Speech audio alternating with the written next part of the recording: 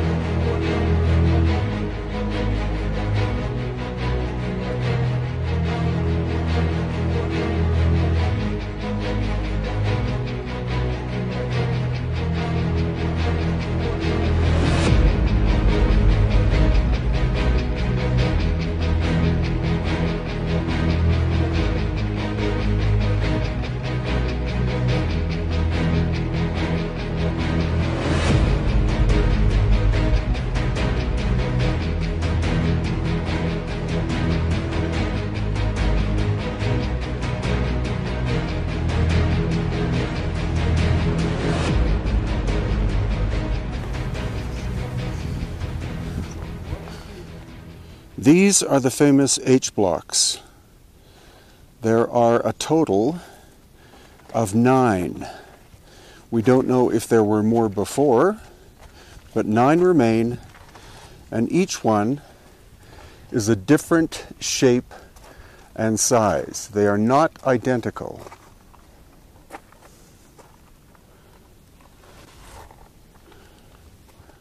Something else you will notice is you see the little false door in the middle, and the little false door in the middle. But this one does not have one because it's unfinished, both in the top and in the bottom. These corners here are very crisp and finished. But when we come to this one, the corners are still rounded.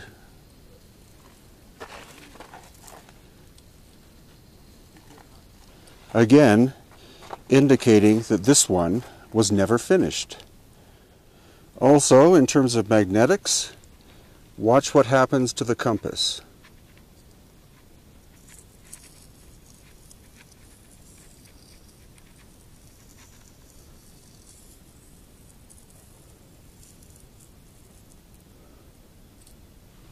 Also, as we move the compass towards the false door, look what happens.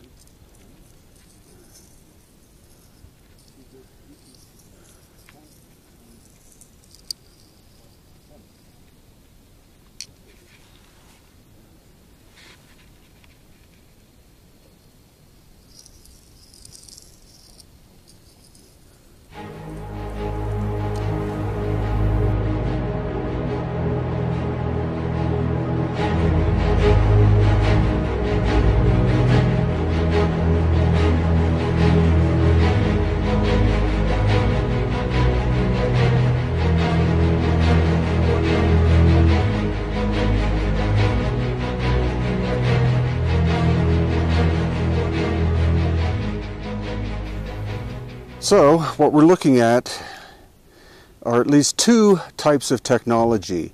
One is a rough form of cutting, almost like sandblasting of the surface, creating rounded corners, and then a more precise tool that does the flattening and the corners. Now, we've had many engineers here, and they can't understand or do not understand what type of technology today could create that effect.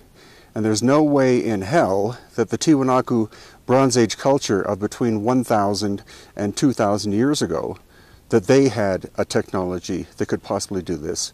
So obviously, Puma Punku was created by a high-tech culture existing more than 2,000 years ago. We will see compelling evidence that the site was destroyed more than 2,000 years ago by some kind of cataclysm, catastrophic damage, because we'll see beautiful stone that's obviously been buried in the ground, caused by some cataclysm, and evidence that there is mud still covering many surfaces. And here's an example of an excavation.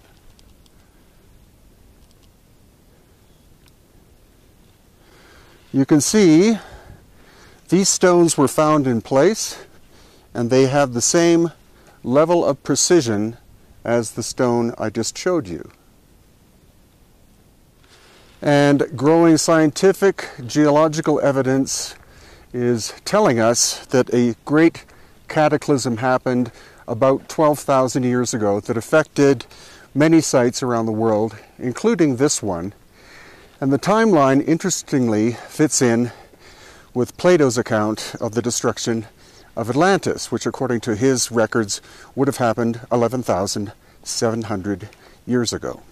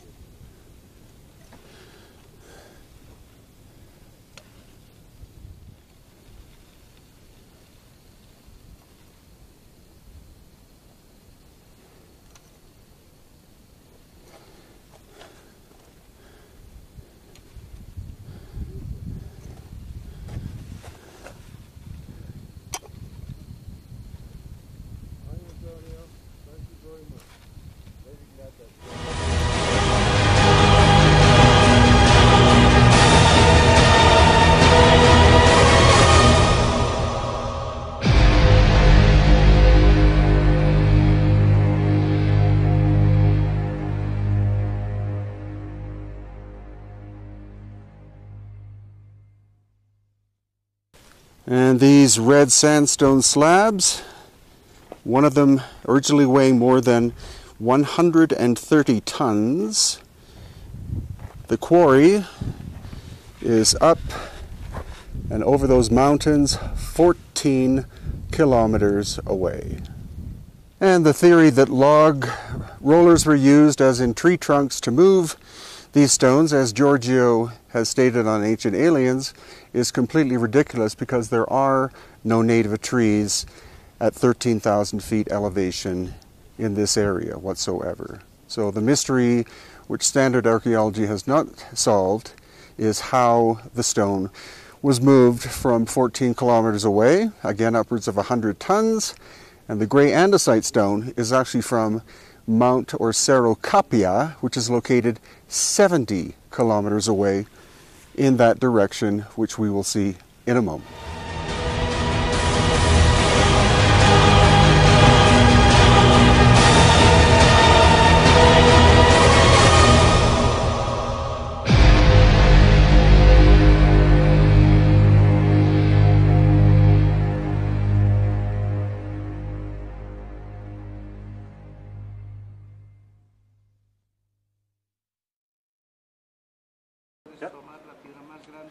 So I'm here to give a sense of scale at Sacsayhuaman.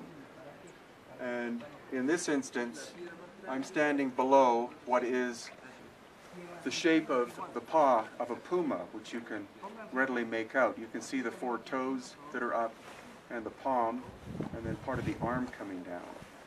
And that's a pictogram that was made by the builders. It's not the only one, there are a number of them. There's also a fish, there's a llama, and different birds as well that are part of the actual design and structure of the wall itself. So as if it wasn't a difficult job enough, for example, this corner one, Engineer Dan and I have calculated that that's exposed. We don't know how far down it goes, but exposed, it's 70 tons. And the stone itself, some people have said that it's limestone, but we think that it's andesite.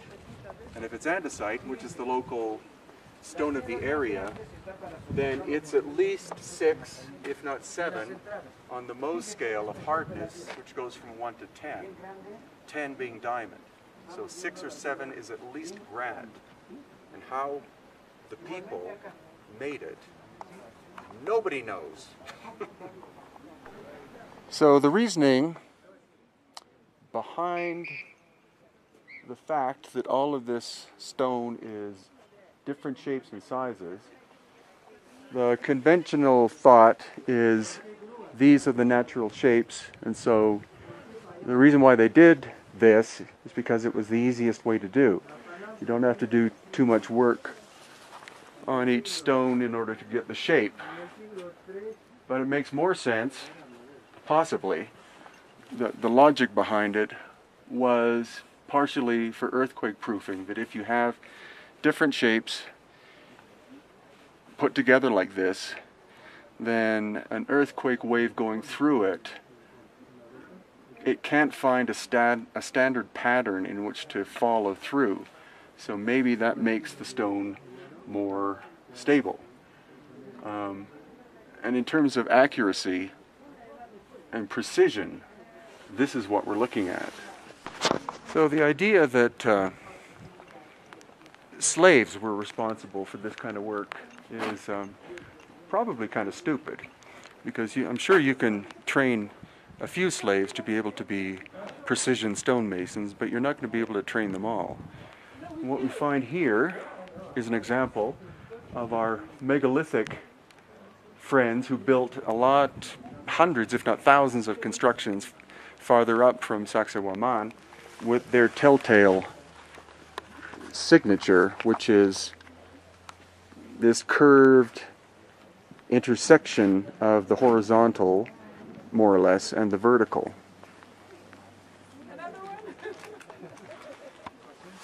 And again, to give you a sense of scale of what this is that we're looking at, this stone by itself, I'll just walk backwards here so you can have a look at how big this one is.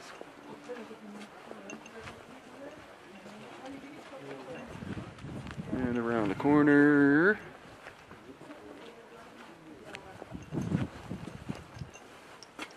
And this is the intersection point with the relatively smaller one. Relatively smaller, but we're still talking in tonnage. And we think the stone, again, is andesite. Andesite's at least as hard as granite, if not harder. And how did a people with bronze chisels and stone hammers construct this?